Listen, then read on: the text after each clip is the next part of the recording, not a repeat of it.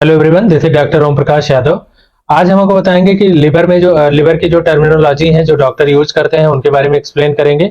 जैसे हेपेटाइटिस हो गया, क्रॉनिक हेपेटाइटिस हो गया, सिरोसिस हो गया, ये सब क्या होते हैं इनके बारे में एक्सप्लेन करेंगे। ये क्रॉनिक हेपेटाइटिस मतलब बॉडी में आपके एक वायरस है जो आपको वो वायरस बार बार आपके लिवर को इन्फ्लामेशन कर दे रहा है, जो सूजन कर दे रहा है। तो उससे आपको आइडिया लगेगा क्रॉनिक हेपेटाइटिस के बारे में। अब ये बॉडी के अंदर आपके है तो ये 6 महीने से ज्यादा यदि रुक जा रहा है तो वो क्रॉनिक हेपेटाइटिस कर देता है। मतलब आपकी बॉडी जो है 6 महीने से ज्यादा उसको क्लियर नहीं कर पा रही है, तो उसको क्रॉनिक हेपेटाइटिस कहेंगे। अब यदि क्रॉनिक हेपेटाइटिस आपका वायरस करता है तो हेपेटाइटिस बी और हेपेटाइटिस सी जो होता है वो क्रॉनिक हेपेटाइटिस करता है। और एक्यूट यदि होता है तो ए और ई करता है। यदि आप ट्रीट नहीं कराएंगे क्रॉनिक हेपेटाइटिस से तो वो लिवर फेलियर, सिरोसिस और आपका अल्टीमेटली कैंसर में चला जाएगा, वो लिवर कैंसर में।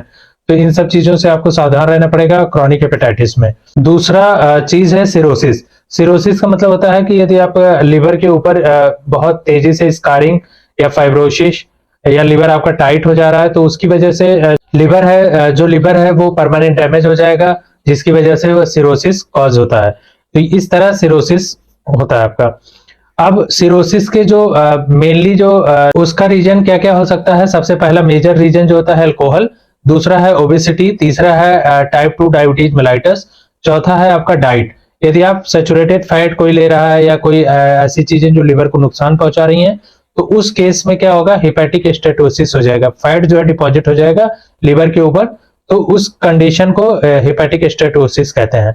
अब इसको ट्रीट ना कराएंगे तो आपका अल्टीमेटली सिरोसिस हो जाएगा और जो सिरोसिस होगा लिवर फेलियर होगा, अल्टीमेटली कैंसर में जाने के चांसेस होंगे। तो ये होता है हेपेटिक स्टेटोसिस। यदि उसको ट्रीट नहीं कराएंगे, यदि उसको ट्रीट कराने लगेंगे तो लाइफ स्टाइल मॉडिफिकेशन से भी सही हो सकता है, मेडिसिन की जरूरत ही ना पड़े हेपेटिक स्टेटोसिस को।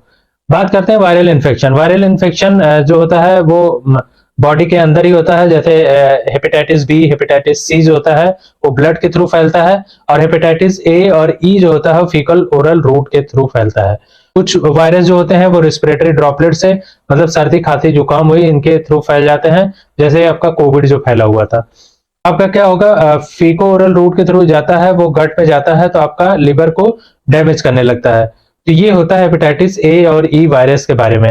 तो हेपेटाइटिस बी और सी जो होता है वो ब्लड से इन्फेक्शन होता है, जैसे एचआईवी इन्फेक्शन के थ्रू। ये वायरल इन्फेक्शन क्या करते हैं, सेल के अंदर जाते हैं तो अपना नंबर सेल को इन्वेड करते हैं और अपना नंबर बढ़ाने लगते हैं, और नंबर बढ़ाते हैं तो आपके लिवर सेल को डैमेज करते रहते हैं। तो ये वायरल इन्फेक्शन भी बहुत ज्यादा खतरनाक होता है।